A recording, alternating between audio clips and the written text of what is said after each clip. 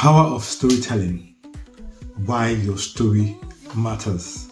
Hi everyone, welcome to day 3 of this 44 days challenge of showing up and making interesting videos.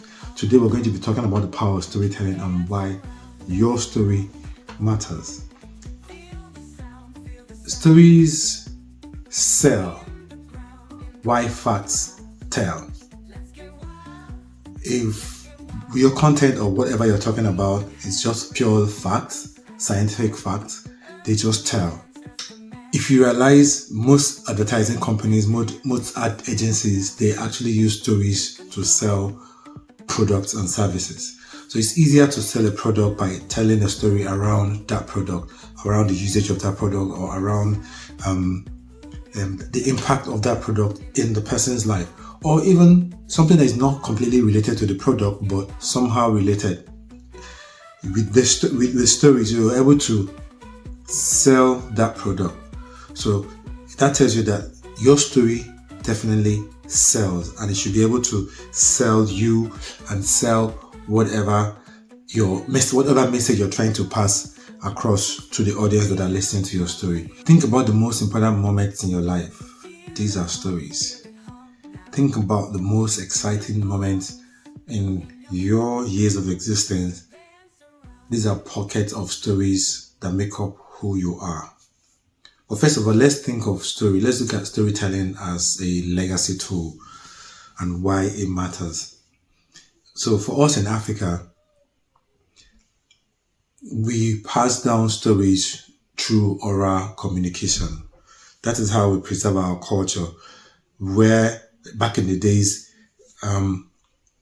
families used to gather together, mostly under the moonlight. Hence some of the programs that was created then called Tales by Moonlight. Mostly families gather together under the moonlight, and the older ones would tell the younger ones or the little children stories of adventures of what happened many years ago before they were born, and the impact and the lessons from those stories. So that way they are using it to pass down the culture, to teach them about what happened in their culture and their heritage and their lineage, and also passing down the message and the importance that is tied behind that story.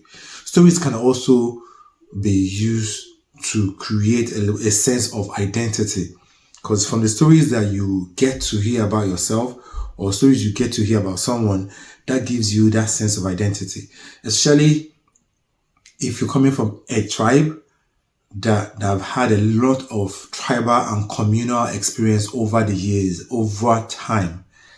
The only way they can communicate that is through storytelling. Back in the days, it used to be word of mouth, and then after a while, started putting stories in literature, in books, and then with technology, stories now evolved to being documented in audio files and then video as we have it today.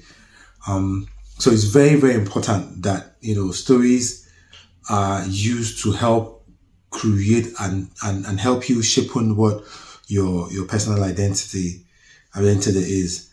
I remember I didn't meet my grandfather, but I understand that the year the year I was born was the year he died. So hence my name Nana, meaning grandfather coming back to life.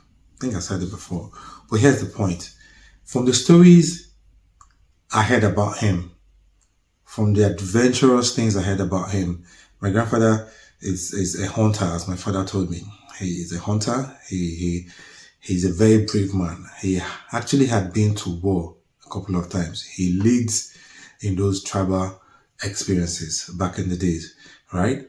But then in the village, just because he wasn't educated, but he was a very strong and a very wise man, he was able to gather a lot of admiration and a lot of respect amongst the villagers all through. So that gave me this boldness to say, okay, if that's my grandfather, then who am I? That gave me the boldness to say, okay, if that's my grandfather, then I am bold by default. And then that helped also to shape my perception of myself amongst the world that we live in today. So stories definitely are very, very important. Think about the stories about your family. Think about, the adventures that could have, your family would have been through at one point or the other, and then see how that actually affects and impacts your life today. In my course of doing wedding videos and doing family documentaries, especially wedding videos, I've done quite a couple of wedding videos, and I've come to realize that in most times when we are interviewing the couple and they're talking about the story of how they met, we find a rich experience in that story, and we'll find a lot of connecting materials that would be one of the foundational building blocks for that family and for that new family that will take them along all through their marriage. Because if you hear how interesting the stories are of how these couples meet, you can realize that it's really, really strong, and it's something that can actually hold them, something that their children or their children's children would want to get to hear about. So that was a wedding we were documenting, and it happened to be that the grandparents of the couple, of the groom, they were there, and also the grandparents of the bride were there. So in the course of talking with them, I just got inspired to ask them about their own life and love stories. And then they took us down memory lane long before their own children, who are the parents of the groom and the bride, were even born. We got to hear about how they fell in love, what love was back in the days, how they, persevered through turbulent times.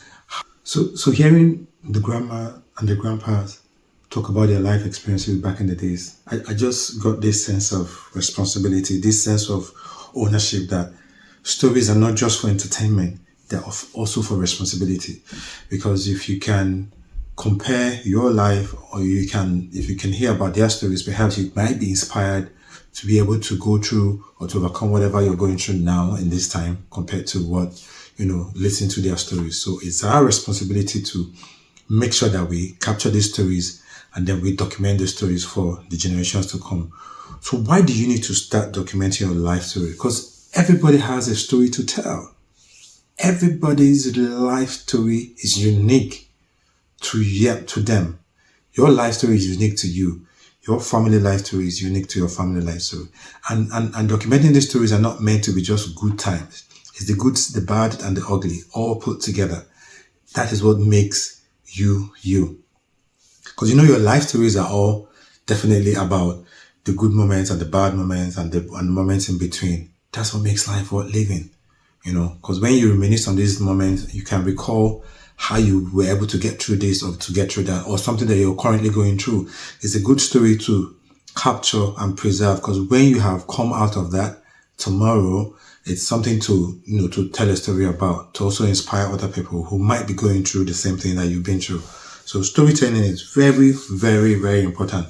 We don't need a big platform. We don't need a community. You don't need big gadgets. Your family is the unit that you can start from. Your friends, your acquaintances, these are the units you can start from to start telling your stories. And now with social media, capture your stories, preserve them, and put them in a safe place. And again, I'll say it, all your personal and life stories are not for social media.